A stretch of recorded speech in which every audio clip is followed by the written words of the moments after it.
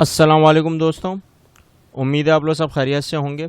آج ہم لوگ پاکستان اسٹڈیز کا کلاس 9 کا فیل پنجاب بورڈ کا لیکچر نمبر 31 کرنے جا رہے ہیں، اور جو آج کا ہمارا ٹاپک یعنی کہ عنوان ہوگا وہ Khan Liaquat Ali Khan role as a first prime minister of Pakistan, یعنی کہ پاکستان کے پہلے وزیر اعظم کی حیثیت سے لیاقت علی خان کا کردار۔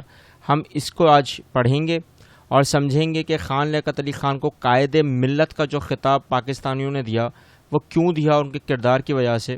کیونکہ یہ آج کا ٹاپک ذرا انٹرسٹنگ ٹاپک ہے، تو کوشش کریں اس کو شروع سے آخر تک دیکھیں۔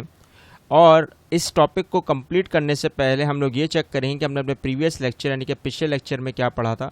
ہم نے اپنے پچھلے لیکچر میں جو پڑھا تھا وہ رول آف قائد اعظم رحمۃ اللہ علیہ as a first governor general of Pakistan پڑھا تھا، یعنی کہ پاکستان کے پہلے گورنر جنرل کی حیثیت سے قائد اعظم کا جو کردار تھا ہم نے اس کو پڑھا بھی تھا، سمجھا بھی تھا، اپنی بانی کی جو سب سے اہم کاوشیں تھیں ان کو سمجھی تھیں۔ اگر آپ نے یہ لیکچر نہیں دیکھا ہے تو اس لیکچر کو دیکھنے کے بعد اگر آپ کو کوئی چیز سمجھ میں نہ آئے تو ہمارے ساتھ شیئر کریں۔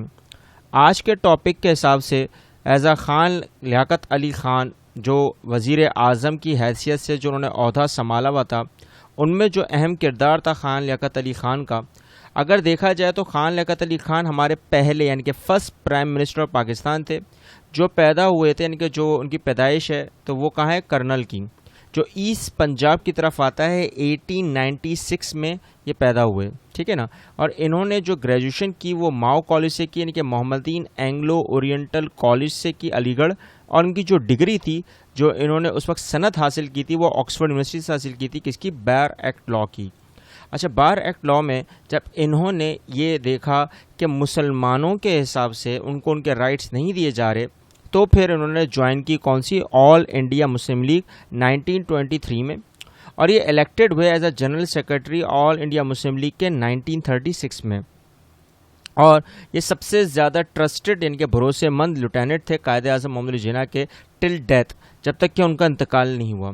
اور 15 اگست یعنی کہ 15 اگست 1947 میں انہوں نے ایک عہدہ سنبھالا، پہلا عہدہ کس کا؟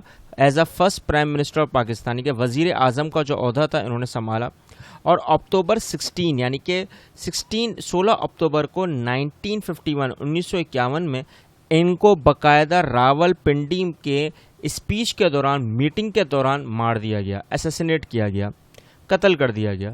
کیونکہ بیٹا دیکھو، جب بھی کوئی بندہ یا کوئی بھی ایسی شخصیت جو کسی ملک کے لیے کام کر رہی ہوتی ہے، اس کو کہیں نہ کہیں ایسا گمان میں آتا ہے کہ مار دیا ہی جاتا ہے۔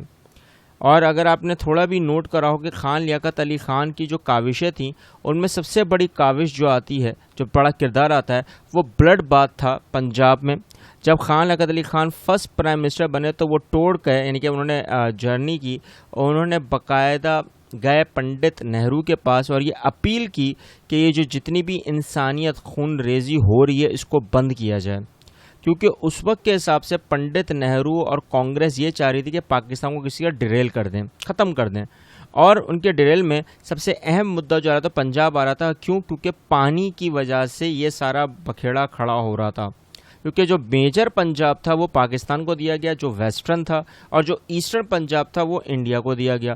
انڈیا کے پاس 2 نہریں آئیں، دریا ہے، ہمارے پاس 3 دریا ہے، اور وہ 2 دریا جو انڈیا میں جا رہے ہیں وہ بیک گراؤنڈ ہوتے ہوئے ہمارے پاس اگین آ رہے تھے زمین سے۔ تو اس وجہ سے یہ وار شروع ہوئی۔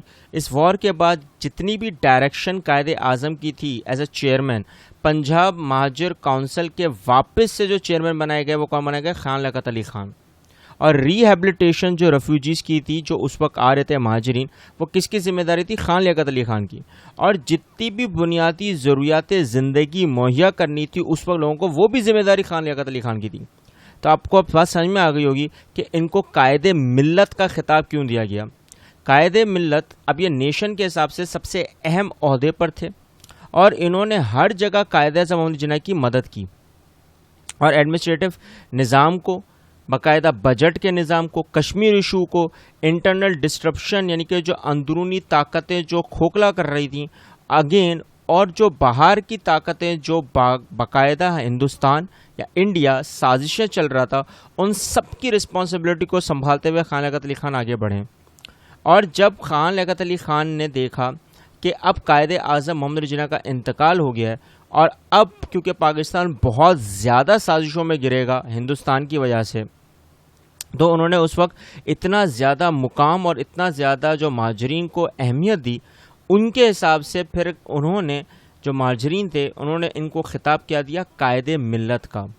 اب قائد ملت کا خطاب کا مطلب سمجھ گئے ہوں گے، سپرب لیڈرشپ کوالٹیز، ٹھیک ہے نا، یعنی کہ اگر کوئی قائد اعظم کے بعد آرمی کو اور ریفیوجیز کو اور پورے ملک کو جو سنبھال سکتے تھے وہ خان لیاقت علی خان تھے۔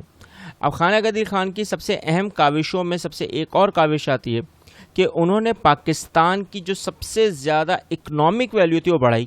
اور میں نے آپ کو پہلے بھی بتایا تھا کہ قائد اعظم محمد علی جناح جب یو این کا ممبر پاکستان کو بنانے کے لیے نکلا تو سب سے پہلا دورہ جو انہوں نے ملک کا کیا تھا وہ جاپان کا کیا تھا، اور اسی کے حساب سے خان لیاقت علی خان بھی مشینری، ٹیکسٹائل انڈسٹریز اور انڈسٹریل ڈیولپمنٹ میں جتنا کوآپریشن کی صنعتوں میں جتنی بھی ترقی کا اہم کردار ہے وہ پہلے کس کے ساتھ رہا تھا؟ جاپان کے ساتھ، کیونکہ جاپان کی پروڈکٹس میں ایک چیز کی آتی ہے وہ کوالٹی کو زیادہ ترجیح دیتے ہیں بنسبت کوانٹٹی کو، تو اس لیے جاپانی چیزوں کے اوپر سب سے اہم گروتھ ہوئی۔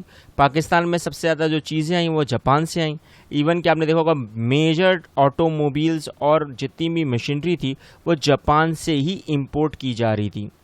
اب دوسری سب سے مین کاوش اگر دیکھی جائے تو وہ آبجیکٹو ریزولوشن ہے، قرارداد مقاصد ہے، جس میں بیسک پرنسپل کمیٹی نے باقاعدہ نیو کانسٹیٹیوشن بنانے سے پہلے، نیا آئین بننے سے پہلے آبجیکٹیوز پاکستان کے مقاصد کو ڈیفائن کر دیا۔ کس نے؟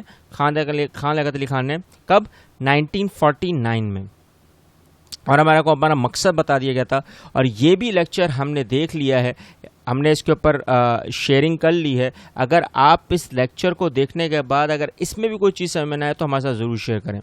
اس کے بعد سب سے اہم جو ہمارے پاس بات آتی ہے کہ جب انہوں نے یونائٹڈ اسٹیٹ کا دورہ کیا 1950 میں، تو انہوں نے اپنی تھرو آؤٹ اسپیچز میں یعنی کہ تقریروں میں بیک گراؤنڈ اور اسٹیبلشمنٹ آف پاکستان کے متعلق بات کی، اور امریکن لیڈرشپ کو یہ کنونس کیا، یہ آمادہ کیا کہ وہ کسی طرح بھی پاکستان کو ایک چیز میں سپورٹ کریں، that is known as defence, کیونکہ ہمارے اس وقت کے حساب سے بیٹا ڈیفنس کا نظام بہت ہی زیادہ پختہ تھا، کیونکہ ہم لوگ نئے نئے آزاد ہوئے تھے، اور انڈیا نے پورا کلیم کر کے رکھا ہوا تھا کہ کسی طرح بھی ڈیفنس سسٹم کو ختم کیا جائے، کس کے؟ پاکستان کے۔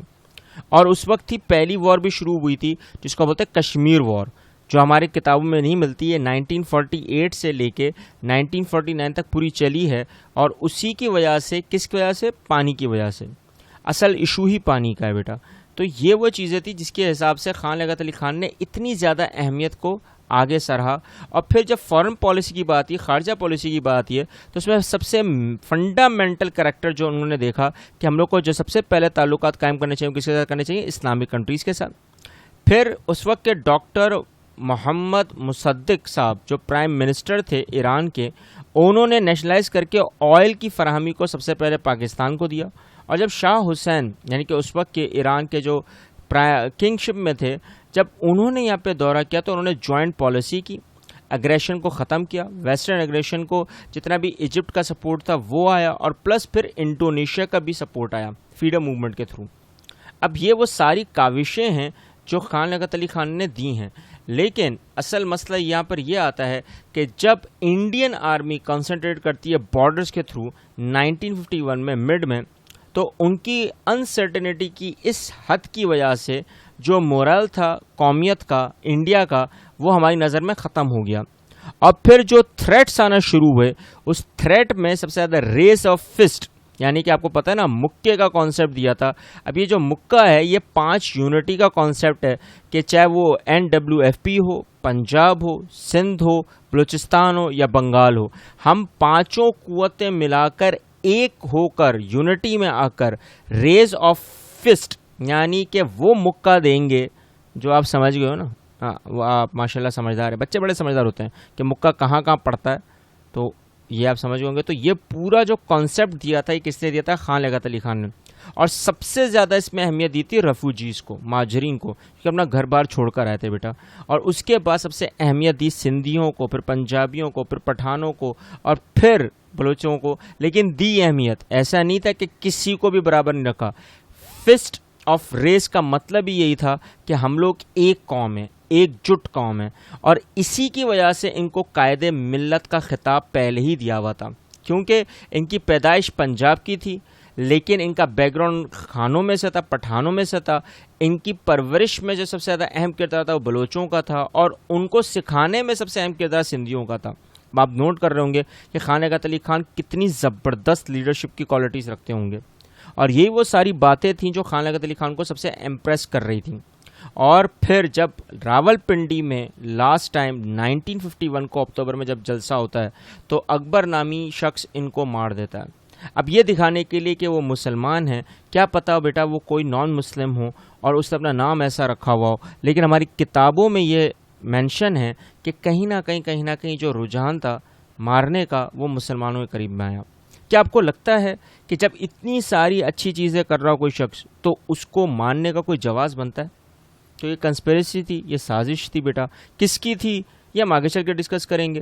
اگر آپ کو آج کے لیکچر میں کوئی چیز سمجھ میں نہیں آئی تو ہمارے ساتھ شیئر کریں، کامنٹ کریں، اور آپ کو کوئی چیز بہت زبردست طریقے سے پتہ ہو یا سمجھ میں آ گئی ہو تو ہمارے کو ضرور شیئر کریں، کامنٹ کریں. اس چینل کو، اس لیکچر کو ضرور سبسکرائب کر کے ان بچوں، ان لوگوں تک پہنچائیں جن کو ان کی ضرورت ہے. ملتے ہیں نیکسٹ لیکچر میں. اللہ حافظ.